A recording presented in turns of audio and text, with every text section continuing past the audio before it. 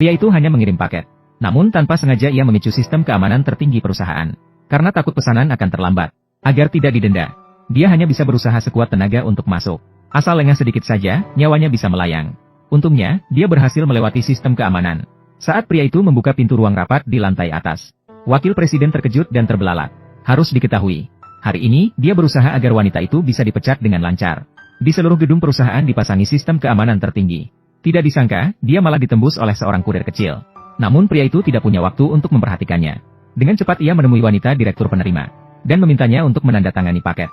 Karena jika terlambat, dia akan didenda. Dia tidak akan punya uang untuk membeli hadiah ulang tahun untuk putrinya. Namun wanita direktur yang akan dipecat, baru saja merasa sangat kesal. Saat ini, siapa yang punya mood untuk memperhatikan hal kecil seperti ini? Namun pria itu tiba-tiba menjadi gelisah. Hal kecil. Jadi di dunia ini, apakah ada yang lebih penting daripada putri saya? Selain hadiah ulang tahunnya. Pada saat ini, pria itu juga menyadari wanita di depannya sedang menghadapi masalah. Agar dia segera menerima paketnya, pria itu mengatakan bahwa asalkan dia menandatangani, dia bisa membantunya menyelesaikan masalah yang sedang dihadapinya. Secara tiba-tiba membuat semua orang di tempat itu merasa dia bodoh. Karena wanita itu saat ini tidak hanya belum menerima undangan untuk pesta naga naik yang diselenggarakan oleh kekuatan teratas global Xuan Yuan Men, undangan untuk upacara naga yang diadakan di kota Jiang, proyek investasi bahkan mengalami kerugian miliaran. Oleh karena itu, Dewan Direksi memutuskan untuk segera menggantikannya. Namun pria itu justru mengatakan bahwa menyelesaikan masalah tersebut sangat mudah. Tidak hanya itu, dia juga bisa mendapatkan beberapa ratus miliar untuk mengganti kerugian. Dan bisa membantunya mendapatkan undangan pesta naga naik dengan lancar. Wanita itu langsung merasa penasaran setelah mendengarnya. Ketika memberi pria 10 detik untuk meyakinkan dirinya. Saya sarankan, setelah menarik semua investasi Anda, pergi investasi. Proyek dengan kode nama 0 di Jiangcheng. Hahaha, apakah Anda ingin membahayakan Su? Siapa yang tidak tahu? Proyek dengan kode nama 0 di Jiangcheng adalah lubang tak berdasar.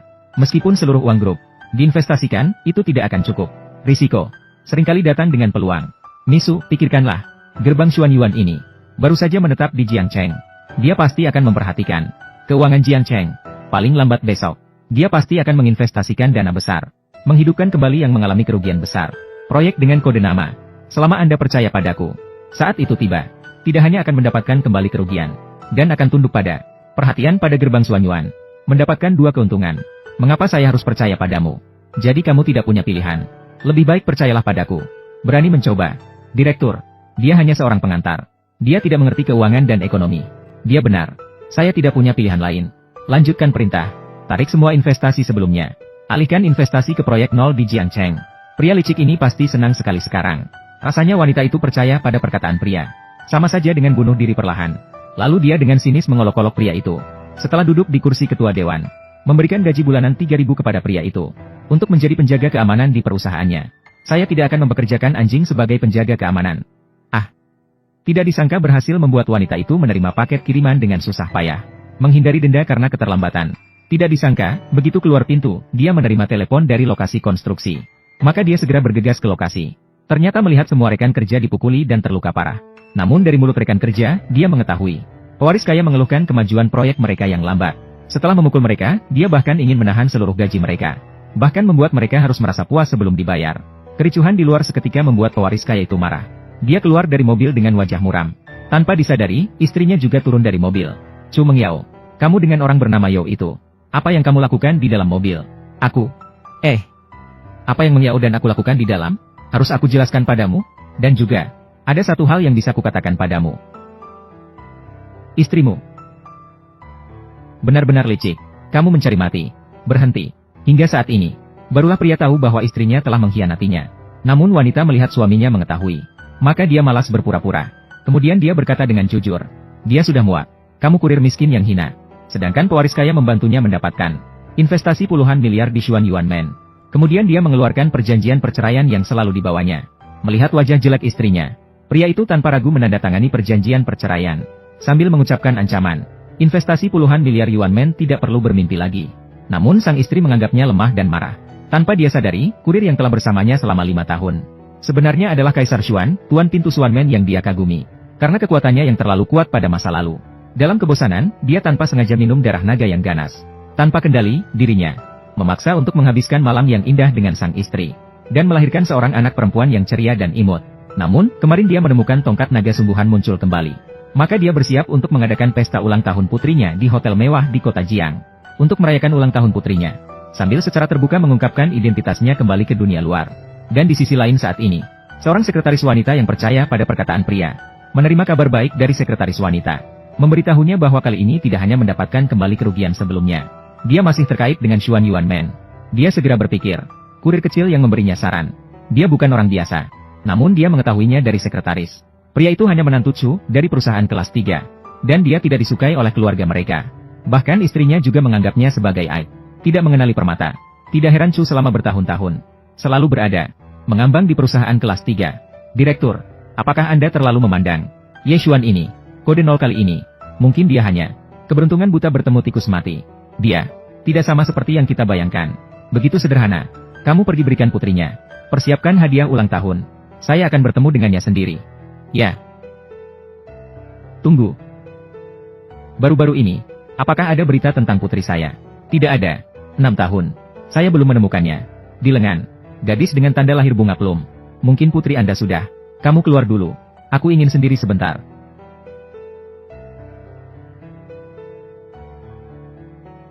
Anak perempuan, kamu ada di mana? Mama sangat merindukanmu. Ada apa? Siapa yang memanggil para pekerja tani ini? Benar-benar merendahkan identitas kami yang berkuasa. HMPH, seperti para pekerja tani rendahan seperti ini, tidak berhak sama sekali untuk bergabung dengan kami dalam acara pesta yang sama. Benar-benar bau busuk, bau miskin yang menusuk. Panggil menir segera. Usir mereka keluar.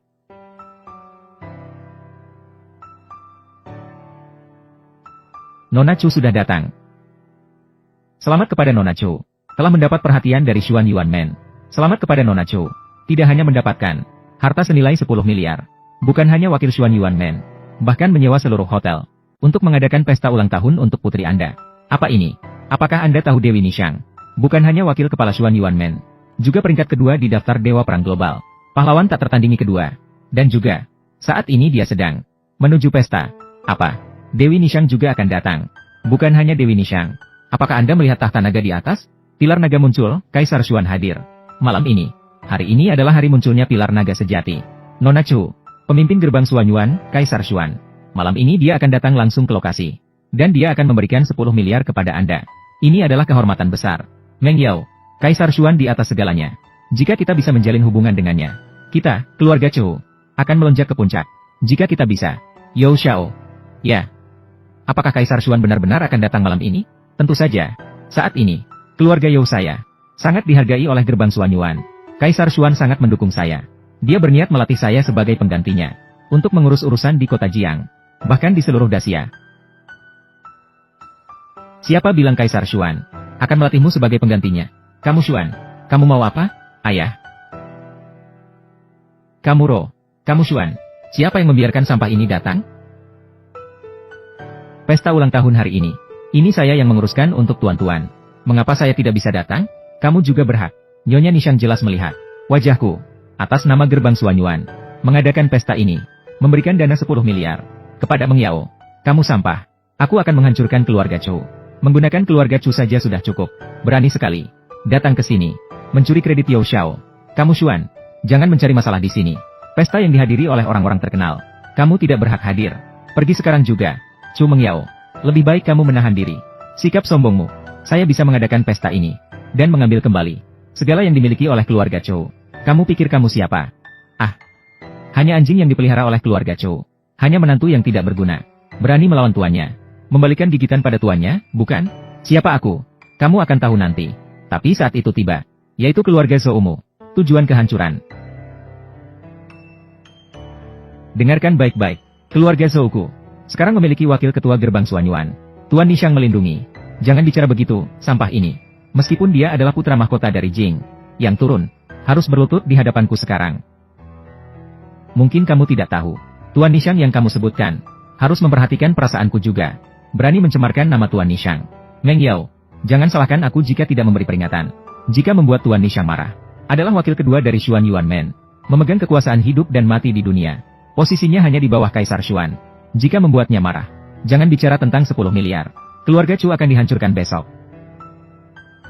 Kamu Xuan, apakah kamu sudah cukup membuat keributan?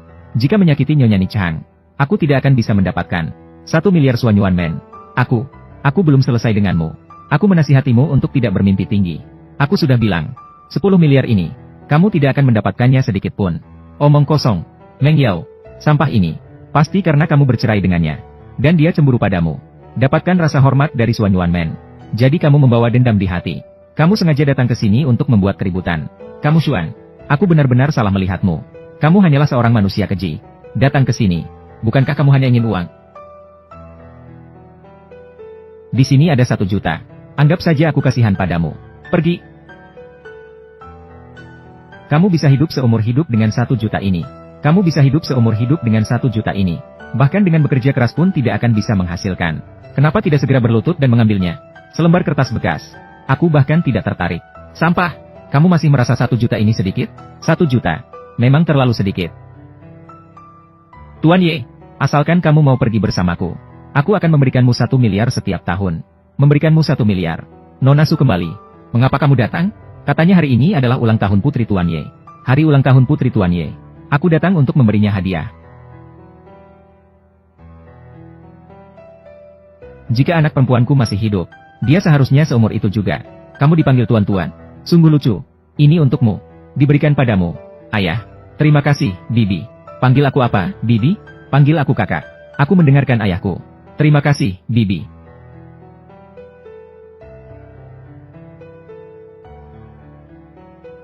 Paha wanita CEO Grup Yunshang. Sungguh tidak terlihat. Tak heran kamu begitu percaya diri. Ternyata sudah memeluk. Paha wanita CEO Grup Yunshang. Menjulurkan diri ke cabang tinggi. Busuk. Semua orang memanggilmu Ratu Kota Jiang. Sungguh lebih baik dilihat langsung. CEO perempuan nomor 1. Sekarang terlihat. Hanya begitu.